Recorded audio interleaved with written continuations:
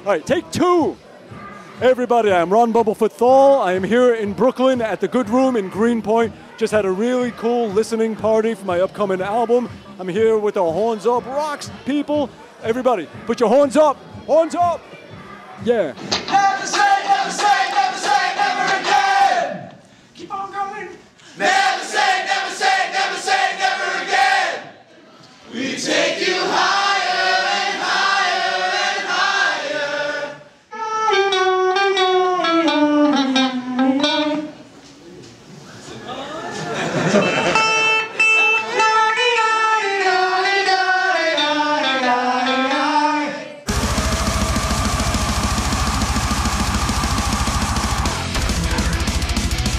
We're inside the Good Room. It used to be Club Europa, and to give you a little history, we used to do basically every interview when we started out like this, waiting for the artists until the end of the show. They used to have bands like Gold Whore and underground metal bands playing here a lot. Now it's a different scenario. Now we have Bumblefoot here. How are you, man?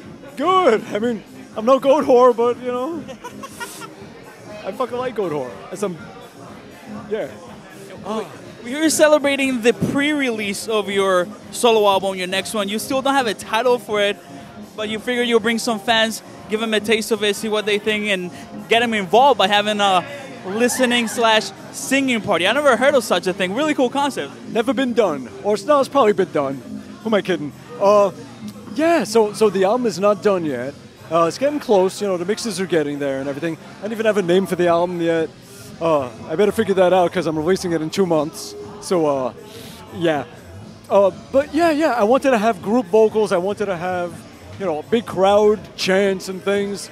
So I figured, why not let people get a sneak peek at the album before it's out, like 2 months before, and then record them doing all the parts, singing everything and stomping their feet and and all of that. Pretty old school. It was a good time. Yeah, it was fun. And then just doing a little Q&A and just kind of hanging out and just, you know, yeah. It's good, it's good.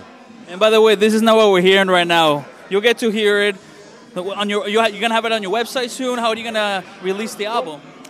Yeah, I mean, it'll be, you know, on iTunes and everything and CDs and all. There are little sneak peeks, little clips and stuff in the studio. I've been just putting little videos on YouTube as I'm working on the album.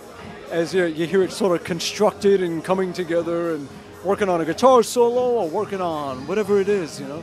So if you go to youtube.com/Bumblefoot.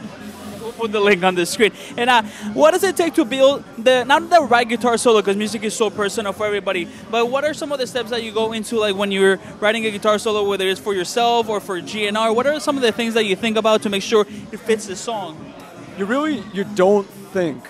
Thinking is the enemy. You have to stop thinking and just feel the vibe of the song. What does it make you feel like?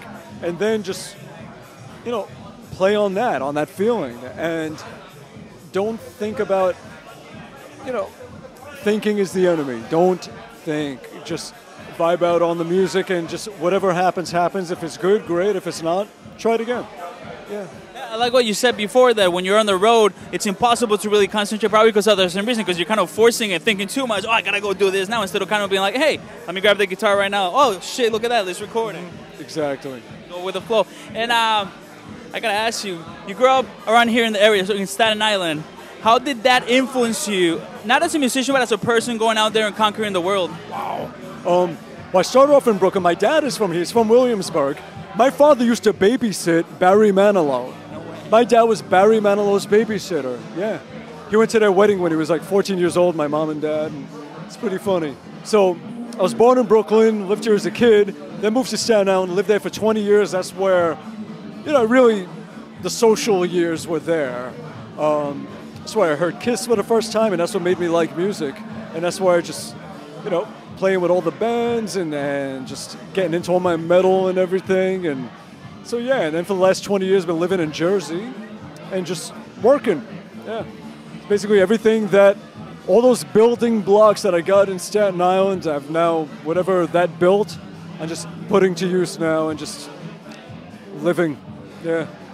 And what were some of the first concerts you saw in the area? Ooh, the very first concert was Kiss at Madison Square Garden, a Dynasty tour in '79. What what else have I seen? I've seen, oh man, tons of stuff. I saw Yngwie and Ted Nugent at the Pier in like 1983. I saw all kinds of wacky stuff. I saw Jethro Tull, Aerosmith, Foo Fighters, what else? What else?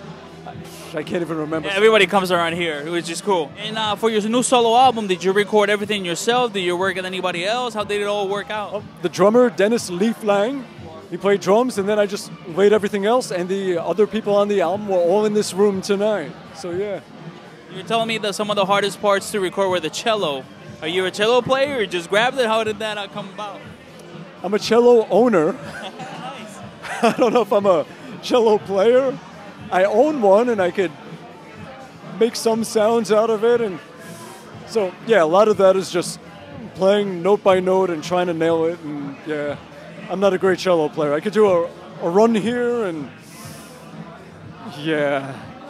And we heard today some influences, definitely some punk rock in there from the New York punk rock scene, some Bowie. But you know what? The way I saw it, it was like a whole potpourri of cool stuff. You know what I mean? It's not like one genre specific. It's just like, you know, cool music.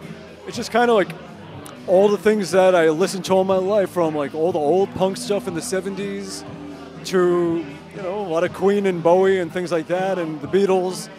So like kind of a mix of like those melodic things with more of the energy of like old school metal and punk that's in my blood.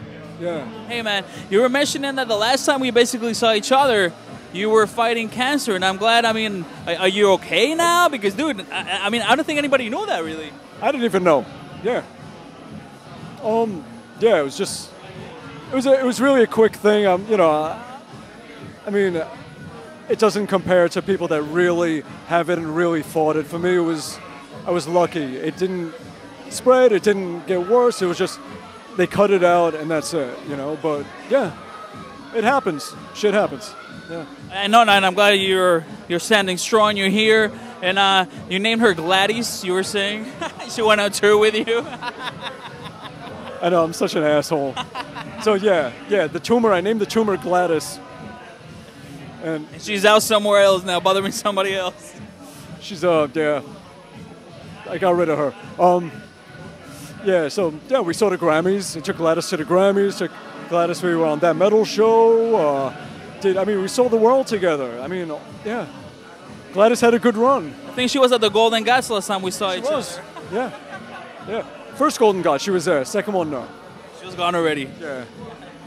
Awesome, nice. We're off the end of January. Yeah, he had to let her go. I'm glad you're doing. I mean, perfect, right? So they know you're 100%. To my knowledge, yeah. I mean, you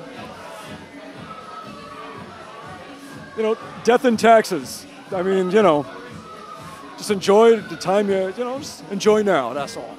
And what's the update on Guns N' Roses right now? What are you guys working on at the moment? I'm focusing on my stuff.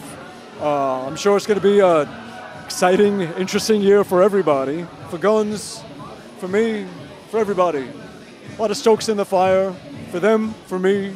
We'll see what happens in 2015. Yeah. Are you going to be focusing on your solo career? Is that what you're saying? Yeah. I mean, but that was coming, right? Because you said, like here to your fans, which were in front of you, basically told them that you want to, create your music, kind of let your ideas flow. It's what I've done my whole life, and I try to do both, and it's been really difficult, you know. It's, there's only so much time. And you can't be in two places at once. Teleporters, no. Army of clones, no. Can only be one place one time, and that kind of gets in the way of things. Then you have to start making choices. Guys, definitely stay tuned for the name of the album. Once you have it, you'll let them know. Bumblefoot, brother, it's always awesome to see you.